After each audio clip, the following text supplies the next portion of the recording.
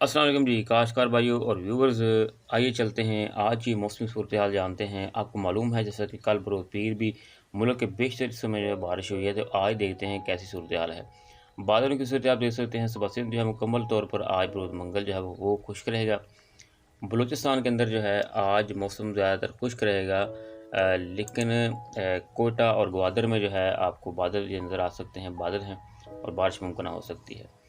उसके अलावा चलते हैं सुबह पंजाब के अंदर और देखते हैं वहाँ पर आज कहाँ पर मुमकिन बारिश हो सकती है।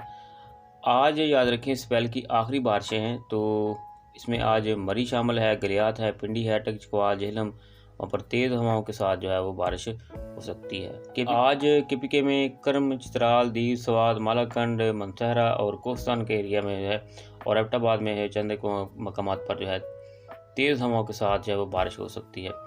शुमाली इलाक़ात में जो है वो वहाँ पर बारिश आज भी है और ऐसा 2 रोज़ में भी है, जबकि गिलगित में मनसहरा, स्कर्दू और इसी तरह से दूसरे इलाकों में जो आज मुमकिन बारिश हो सकती है।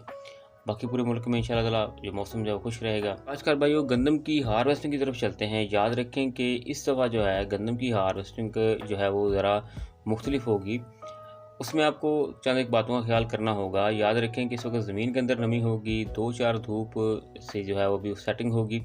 उसके बाद जो है आप सूरत हाल देख के ज़मीन के अंदर नमी होगी, टांडे के अंदर जो है वो नाड़ के अंदर जो है वो नमी होगी, सिट्टे के अंदर नमी होगी, तो आपने देख कर इसकी हार्वेस्टिंग करनी है। याद रखें कि जो गंदम बिल्कुल लेट गई है उसे आप दरांती से कटवाएँ।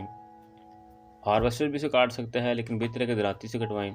उसके बाद अगर आप काट लेते हैं तो काटने के बाद आपने जो अपने भरियाँ लगानी हैं वो आपने किसी ऊंचे खेत में लगानी है। दूसरा उनके सिट्टों का जो चेहरा है वो सिट्टों की साइड है वो अपने आसमान की तरफ रखनी है। ये चंद एक बातें आपने नोट करनी है। काश्तकार भाई हमारे अक्सर देखा है कि वो हार्वेस्टिंग के वक्त, थ्रेशिंग के वक्त जो होता है वो भी 5 से 10% जो है नुकसान कर लेते हैं। तो ये इस जगह के ऊपर आपने ख्याल करना है कि आपकी थ्रेशर जो है वो बिल्कुल साफ़ हो, क्लियर हो। आपने जो है वो दाने ज़ाया नहीं करने, क्योंकि इस वक्त जो होता है कि थ्रेशिंग के वक्त बहुत लापरवाही की जाती है और बहुत से दाने जो ज़ाया हो जाते हैं। तो काश्तकार भाइयों उम्मीद करेंगे कि आप जो है अल्लाह के फज़ल करम से अल्लाह पर भरोसा रखते हुए बर वक्त जो है अपनी हार्वेस्टिंग मुकम्मल करेंगे और बेहतर नतीजा हासिल। और काश्तकार भाइयों सबसे अहम बात और आखिरी बात यह है कि आपने गंदम का औशर जो है वो लाजमी अदा करना है। शुक्रिया।